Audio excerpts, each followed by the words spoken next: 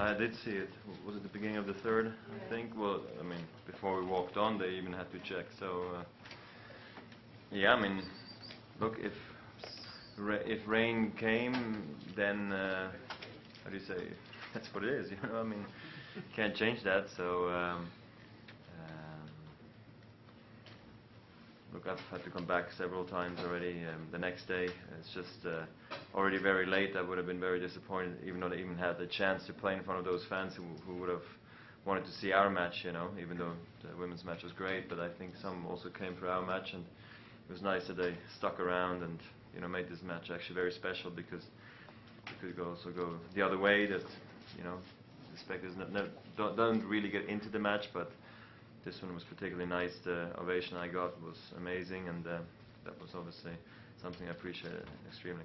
How do you explain how crisp you were at such a late hour? Look, it's happened often to me that when I have to, I want to say I wait a long time, and I had to wait maybe 2 hours more than usual. I mean, it's not 8, I mean, that can happen too. But it's true, it is extremely late. Other sports started 8 in the morning, like golf maybe, right?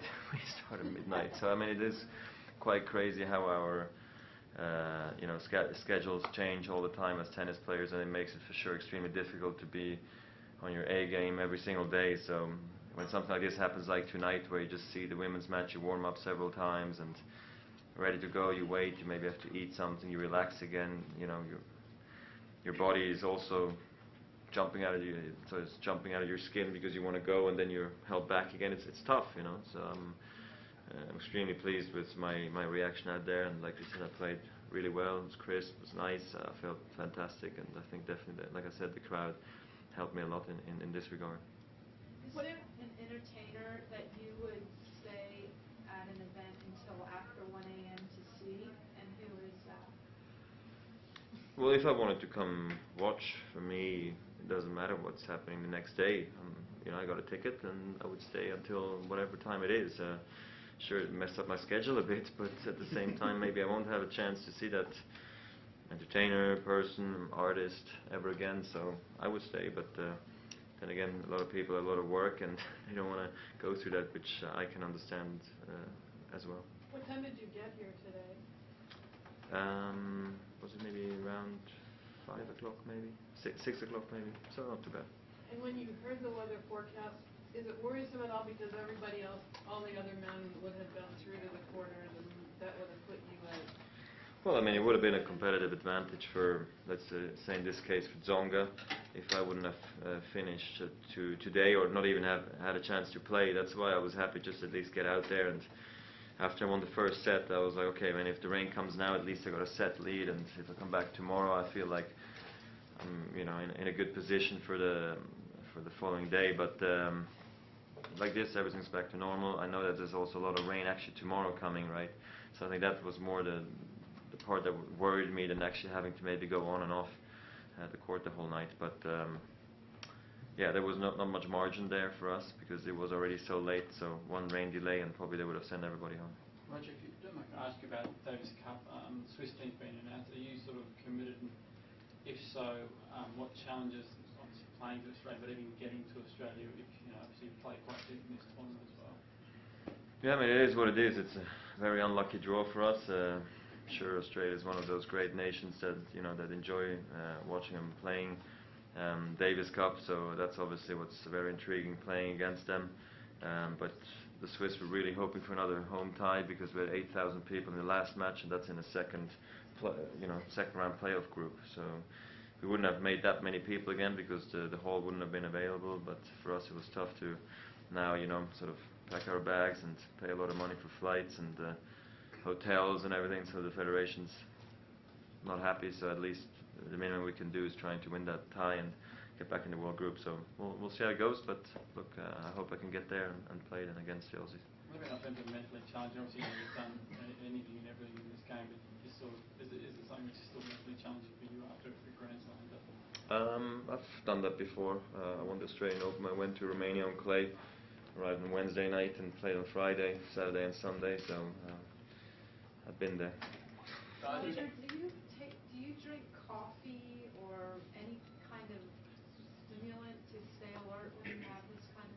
like late, like today. No, I mean I had 2 coffees during the day, but not tonight. I mean I went to bed maybe around 1:45 last night. So I'm in a somewhat of a schedule that for me it's not too crazy, you know, because I know night sessions were around the corner. I tried to sleep in as much as I could the last couple of days, so at least I would be ready to go if it's 5 a.m. really. I mean, you kind of get ready for that because that's what's happened in the past already in some of the matches. Yeah, so that's what it is really. How good did you play tonight? I play very well. I mean, look, you always play as well as your opponent allows you to play, and sometimes, you know, they play differently, so it's not really, it doesn't suit you. I can see that he's a player that can give me a lot of difficulty, you know, but today I just think I returned too well, and then on the serve I was too confident, and then from the baseline I had the upper hand the whole time. So in the 3 main areas of you know, of the game I was superior, and that made the match, actually the outcome pretty straightforward, which is nice. Roger, your next opponent is Sangha. He played a tough 5-setter, and your match was rather short compared to that. Is that going to play a factor, or does it usually play a role in the outcome for a match that's, you know, 2 days away? Not really. I don't think on this one. I don't think his match was particularly long or particularly taxing. Sure, it's a mental, you know, drag to go through 5 sets. But he's got a day off, and he played.